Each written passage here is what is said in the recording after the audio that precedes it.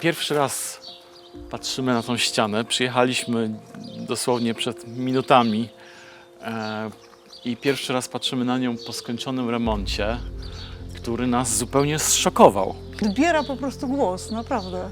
Tutaj powstała, właściwie przyzwyczailiśmy się przez lata do takiego szarego baranka. Ten szary baranek był moim zdaniem błędem z lat 30., 1930 któryś rok. On był błędem z naszego obecnego punktu widzenia. Wtedy to było modne, tak zrobiono. Natomiast w tej chwili Urząd Konserwatorski by się nie zgodził na tego rodzaju potraktowanie ściany późnorenesansowego pałacu.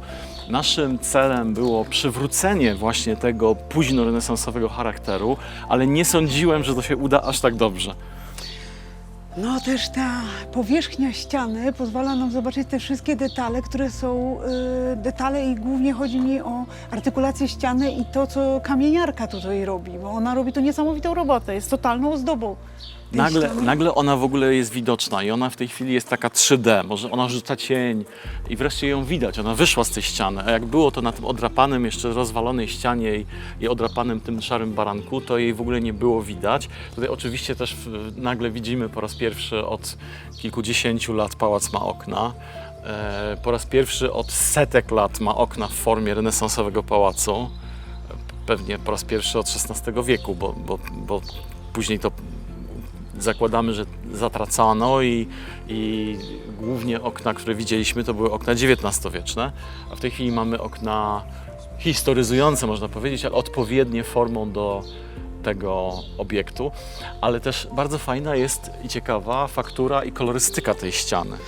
Tak, i to też jest niesamowite, że wybierając ten kolor, starając się nawiązywać do kolorystyki historycznej, starając się wrócić do tego, co było pierwotnie w wybranym okresie, bo to też wiemy, że przecież to jest wielowiekowa tradycja z tego budynku, ale no, to wszystko ze sobą zagrało. Idealnie. To jest niesamowite, a zawsze ten efekt może zaskoczyć. Wybierając... Pierwsza wersja, ujawnimy, pierwsza wersja malowania była nieodpowiednia i dobrze, że ją ociepliliśmy, dociepliliśmy. I potrafiliśmy to zmienić, bo to też można by było trzymać się tej jednej wersji, a udało się szukać tego, co będzie najlepsze i na szczęście się to tutaj udało. I to jest może męczące, że my to robimy tak etapami i to tak się zrobi coś, a potem coś innego i takie już wszystko nie jest na raz, ale z drugiej strony byliśmy w stanie po prostu w ten sposób pomalować fragment tej ściany i ocenić, że to jest źle i podjąć decyzję o poprawce na małym fragmencie. No. Gdybyśmy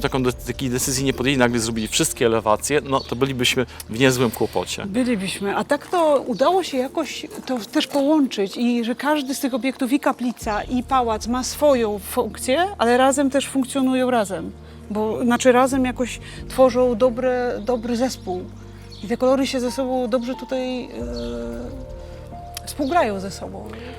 To jest 1/8 mniej więcej wszystkich elewacji zespołu. Pierwsze nasze doświadczenie obłędne. Przed nami jeszcze 3,5 elewacji. Mam nadzieję, że to się pojawi w ciągu najbliższych kilku lat w rytm gdzieś wsparcia publicznego, bo to jest po prostu za dużo, żebyśmy to byli w stanie zrobić wyłącznie za swoje. Natomiast taką świetną miarą, czy coś się udało, czy nie, na szczęście 98% przypadków się udaje nam, ale taką świetną dla mnie miarą jest, czy ja pamiętam, jak było poprzednio. Jak nie pamiętam, znaczy, że jest dobrze. I tutaj ja kompletnie już nie umiem sobie nawet przypomnieć, jak ta ściana wyglądała jeszcze kilka miesięcy Bo temu. ta ściana wreszcie zagrała. Ona wreszcie pokazała tą swoją, takie dostojeństwo. Naprawdę czuć w ogóle tą historię tutaj. I też ten, nie wiem, no taki bogactwo tego, co tu jest. Była zafoliowana rudera, jest pałac renesansowy. Tak.